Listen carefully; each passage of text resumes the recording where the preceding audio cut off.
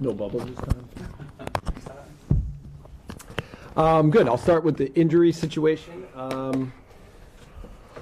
So Liam Cooper, last time I said he was going to be ready to play, and he trained the day before we had the press conference, and we thought he was going to be available, and then he had a small little reaction leading up to the match, and we all just felt like it was prudent that he not push himself with the possibility that we could lose him for the remaining days. So I believe, now he trained a bit yesterday, and I believe that after that, and now going into this next phase, that he is better and he has less pain, and I believe that he will be available for tomorrow. But we still have to kind of go through day by day with that. Patrick Bamford is on the pitch, doing individual work, hopefully in team training by the end of the week. And doing fairly well. So again, it's another one that's day to day, but we're all monitoring his progress, and we're about on track. So we will see what that means going forward. But he won't be available for tomorrow, and then the rest is all the same. Perfect, thank you. Hi Jesse, okay. The team haven't been in the bottom three since October. Have you worked with them at all to keep them positive going into the final few games of the season? Yeah, I mean, that's definitely my way of leading, is being positive. We had a talk yesterday. What's involved in the moment? Well, in the moment, if you just looked at the 9 games since I've been here, I think there's been a lot of good performances. We've picked up points in a lot of matches. I think we've responded in many ways to what I'm trying to do with the group. We've stuck together. It hasn't been easy. But, I said if it was the 9th game of the season and we went to Arsenal and went a man down and dug a big hole for ourselves, and second half we played like that and found a way to get back in the game and almost were able to tie the match up, we would have taken it in the 9th game of the season. We would have taken it away as a big positive. But the situation that we're in means that there's stress, and so we're trying to manage that, and we have to accept the fact that we're in this situation, and we have to know that we have to stay strong, and we have to know that we have to play with no regrets, and we have to make sure that we go after it, and we have to push now to do everything we can, which the guys have already done. And now on game day, we have to be a combination of pragmatic and clever and do whatever it takes to tactically be sharp and clear, and then, to defend our goal and to find ways to be dangerous. I'm sure you've seen that you've broken the record for most yellow cards in a Premier League season, 96. How important will discipline be to ensure survival? Yeah, so it's the yellow card thing. You might say that because of Luke Ayling's situation as well. Let me address Luke's situation. For me, Luke as much as people want to maybe draw stories of whatever they want about what the last years have been here at Leeds United, I think the Luke Ayling story is as much a definition of what this club has become as anything. Guys like him and Calvin and Liam and Stuart, who came from the Championship, who learned so much under Marcelo Bielsa and grew and helped this club become a Premiership team again. And so, and for me, Luke is the definition of heart, fight, hard work, mentality, dedication. In every way, he defines what we want this club to be about. And in one situation, he jeopardizes all of that he's invested for himself and for the team. And so for me in the moment, of course, I think about the fact that it hurts us as a team. But honestly, I think more about Luke, the person, and how he has to deal with this moment. And he knows that he has let the team down and that he's not going to be available for these last matches. He's still going to be massively important in terms of making sure that our group is strong and together. And we are with him, right? And I said after the match, this is not the time for finger pointing and blaming. This is the time for sticking together and believing in who we are and what we are. And so that's the way I've dealt with it. And I've supported Luke internally, and I will externally as well. He's a massive part of everything that we do here. And I hope that our fans and supporters understand that as well. When it comes to the conversation around relegation, do you think the fact that you went 5 unbeaten before Manchester City and Arsenal has been forgotten about a little bit? No. Internally, I think we know that we still have a good group and that we can manage these situations. And even against a team like Chelsea, we believe we can get a result at home. So, we knew coming into these 3 matches with City, Arsenal, and Chelsea that it was going to be very, very difficult to pick up points. And so it's proved to be that, just like we knew it was. And we still have so much to play for. So our focus is really on controlling every moment and being prepared for every moment. So, and credit to Burnley and Everton. Credit to them. In a difficult moment, they've also fought for their lives and done whatever is possible to claw their way back into this situation. And we'll do the same. Final question just from me. Erling Haaland, a player that you've worked with, could be coming to the Premier League. From what you've seen of him, what do you think he could do in the Premier League? Do you think he'd fit in? Yeah. Erling Haaland is destined to be one of the best players in the world. And it's his quality, but it's also his talent. So I wish he were coming back home here to Leeds. This is his birthplace. But I understand the decision for him to go to Man City. It'll be interesting. He's an explosive player in transition, and Man City often plays a lot in possession. He can play any style of play, but certainly I believe it makes Man City one of the, if not the best team in the world, even better. So credit to them for getting that done, and I always wish the best for Erling. He's an incredible human being. Thank you. Hey Jesse, James Shackleton, do you see him as a natural fit in at right back in the absence of Luke Ayling? It's one of the possibilities. Jamie was hurt for a relatively long stretch since I've been here, but I've gotten to know him more and more. I've watched him with the 23s. I've also gone back and watched the games that he's played this year and the moments that he's had on the pitch. So I think he can potentially fit into that, whether we play with 4 or 5. We've also visited the possibility of playing with one of our center backs in that position, and also with Rafinha and Dan James, who did that admirably against in a 5 against Arsenal. So I'm certainly not going to give away what we're going to do, but Jamie is definitely in the mix. And Rafinha looked like he was losing his head at some point during the game. How do you get the best out of him? How do you deal with him? Yeah, first of all, I like Rafinha's passion and his mentality and his personality and his desire to win and be a great player. He is a fantastic talent. We haven't gotten enough out of him. That's the truth. And so, we've tried to find ways to play with him a little bit wider. We've tried to find ways for him to be in transition moments a little bit more. We've tried to find ways to get him around the goal more. Against these opponents, the best opponents, it's not like we're going to be in the final third for, 50% of the game where we can really get him on the ball. So obviously that means getting him in transition and finding opportunities for get him around the goal in those moments is the way that he can be dangerous. Playing him at wingback then doesn't always provide him the chance to be in those spaces. But, again, we'll figure out how to get him the ball more, how to get him in space more, how to get him on the move more so that he can be dangerous and help the team.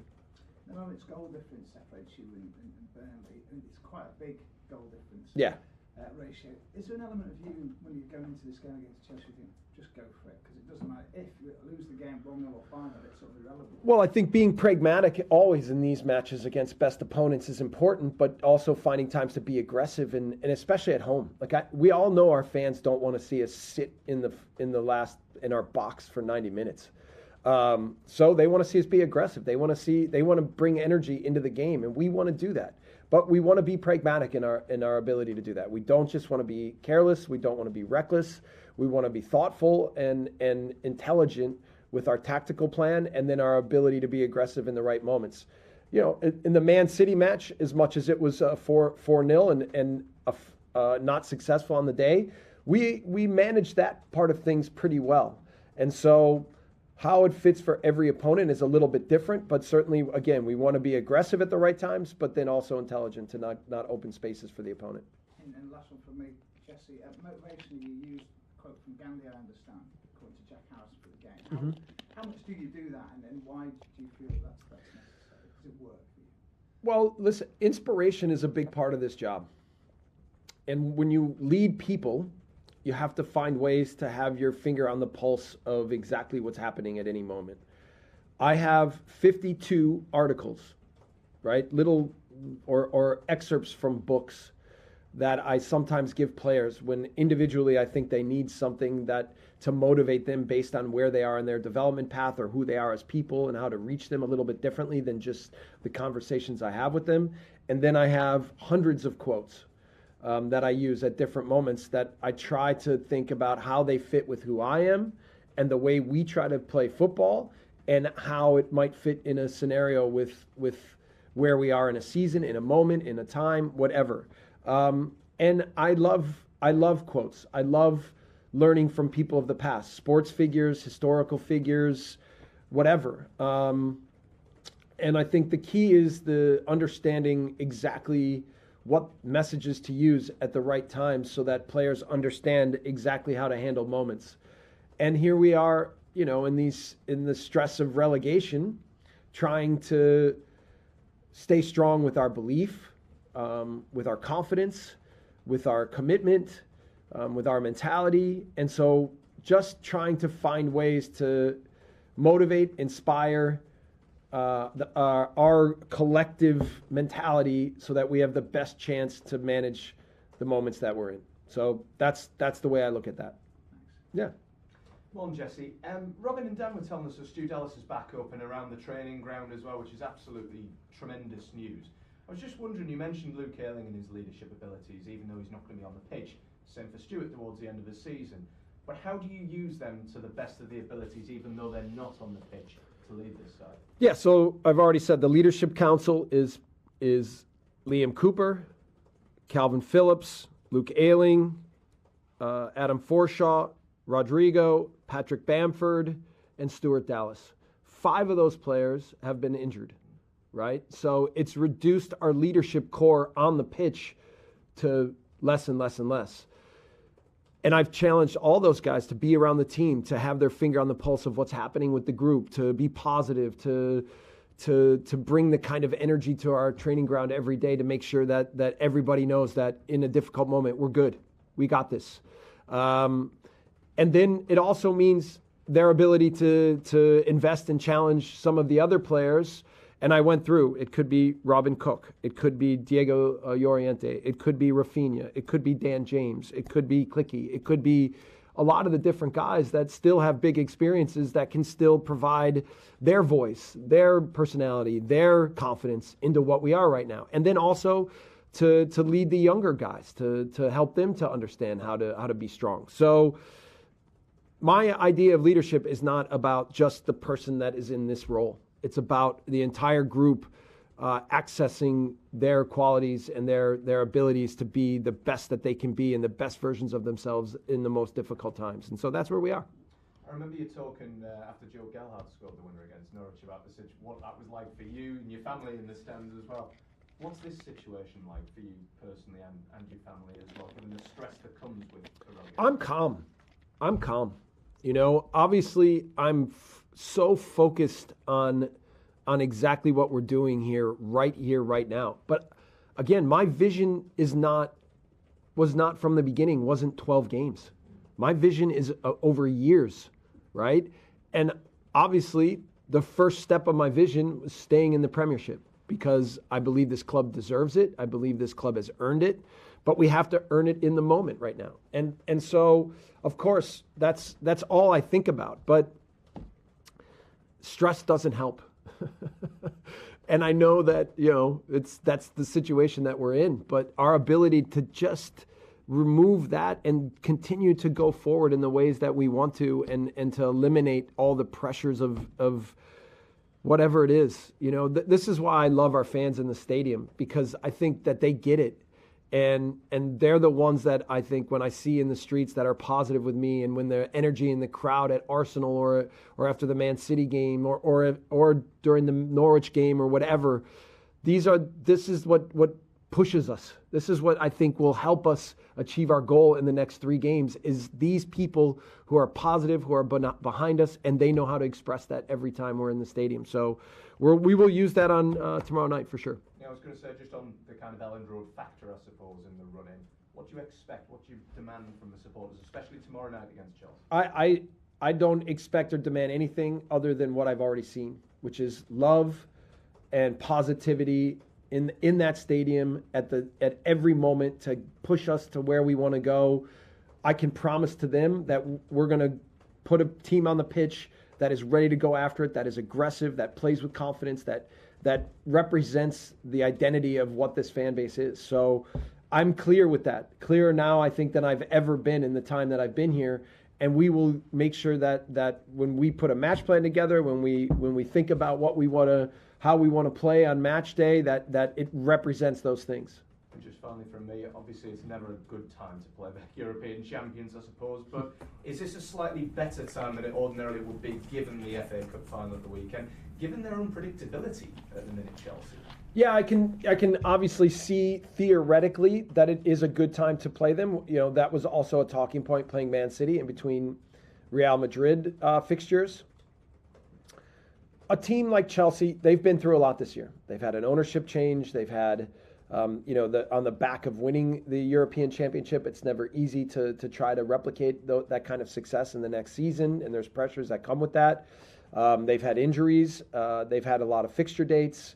They've had up and down form, and they have a big match on the weekend. So, but that is a quality club with a quality manager.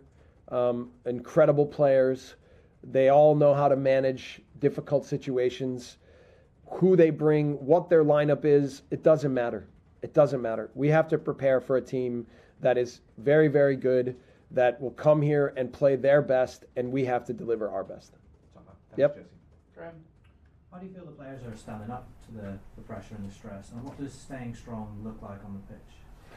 Yeah, I think the players are doing well. You know, I mean, the moments after the disappointment in the last 2 games, is obviously it's important for me to manage that effectively, right? To stay positive with them, to be encouraging with them, to let them know that this is, again, not just about 1 match or 2 matches or 3 matches, that we continue to stay strong and that we fight until the very end and that we stay clear until the very end. And then it's about being aggressive against the ball, about wanting the ball on the pitch, about wanting to be in this moment, about knowing that we're good and that we're stronger together with our tactics, with our group mentality, that those are the things that will ultimately reward us in the moment. So, you know, I can say that the work on the pitch has gotten clearer and clearer, and their understanding of our principles and how we want to play has gotten better every week, every day. And then it's about now in a stressful situation and then against very good opponents in the stadium to execute, right? And that's what it comes down to. is the clarity of execution of what we want the game to look like. Mm-hmm. Can you give us examples of the video analysis you've shown the players from the last couple of games of what you do like and what you want them to repeat? So can you give us examples of that? I mean, listen, we have video analysis every day, and it's always about principles, match plans, roles. There's individual, there's small groups, there's the group all together.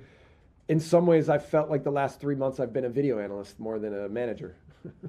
I'm tired of, my wife is tired of me sitting with my computer, that's for sure. But, you know, it's important that I'm looking at every moment and now sorting through the details and communicating and translating exactly to the players what I think is important for them to understand what their roles are on match day. And to be fair, we have an intelligent group and they've tried in every way. And yeah, I think it's certainly not been perfect, but I think it has to do with everything involved. And I've been careful not to overwhelm them. And I've also been careful, as I've said along the process, to understand that it's not going to be perfect. And I've been careful to introduce less than more at the right times, because I want them to still be free on match day to go and play, but to do it with discipline and clarity. So that balancing act for somebody who is very detail oriented and sometimes a micromanager when it comes to these things is really, that balance is important for me to understand and to get right. And that's what I'm trying to do every day. Well, there was quite a bit of interest in the note that you gave to Dan James towards the end of the game on Sunday. What was on it and what was the purpose of it? So we just changed the tactical look. The second half went almost exactly the way I wanted it to go, where we were tight, we made it difficult, we were dangerous on a couple transition moments. Could we get a goal on a set piece? And then as the game went on, we could rearrange to be tactically more dangerous and see if in the last 5, 10, 15 minutes we could poach one more goal. And we almost did that. So we just switched and played with Dan up top and played more 4-3-2 at the end of the match. And so that's what that was, with a couple of instructions. So, when we were playing in, the benefit of COVID was playing in empty stadiums, you could communicate with the players more. I don't think the players like that. I think they like playing in front of fans, and I think they like listening to their manager less. So, which is the truth. Like, game day isn't for managers; it's more for players. But just trying to execute a plan, which I thought, again, the second half, if you say a man down and we played Arsenal and we won that half 1-0, you'd say, well done. Thank you. Yep. Jesse, you spoke there about Rafinha. There's been sort of speculation about his future. Is there danger that he might be distracted by that at this moment of the season? Not at all. Not at all. I see a person that is 100% invested in what we're doing here.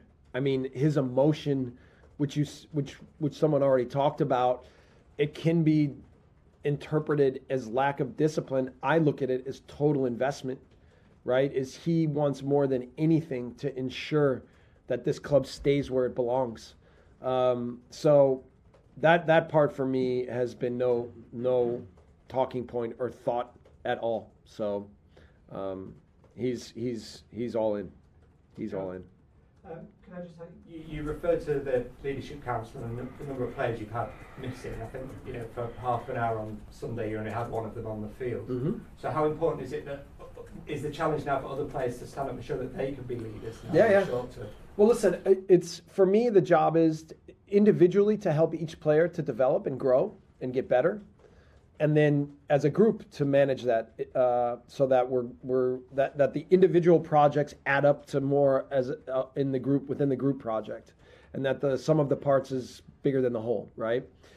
And so, I mean, I could use a lot of examples of guys that I think in my time here have already grown massively. And that's something that certainly in a difficult situation, I think makes me proud to see that the connection I've had with the team and with individuals and the way that they've responded and their growth has added up to making a difference. So that's really my philosophy as a as a football coach, is trying to use the platform of football to help people develop and become bigger. David, which other historical and sporting figures do you look up to for leadership? So many. I mean, I've used Muhammad Ali a few times with the group. Michael Jordan is a guy that I'm inspired by. Phil Jackson. I'd start dating myself if I went back to Vince Lombardi and Johnny Unitas. There's a lot I've used also in the past. I've used the 1998 French football team. I've used the 2008 basketball Road to Redemption, the gold medal team in China. Basketball. For me, I love basketball culture in America. It's phenomenal, and the way that they combine inner city kids with university graduates, with incredible mentors in the history of the sport, is amazing. So I use things that resonate with me that I think can also fit within the standing of where we are. And then there's also historical figures like Gandhi, like Mother Teresa, like presidents like JFK and different people along the way that I think have meant something to where we are historically in the world right now. So, yeah, I mean, I like to read about those things. I like leadership books. I like history. I was a history major in university, so. But those are boring. Those are boring conversations. Let's get back to football. Thanks, everybody. We done? Thank you.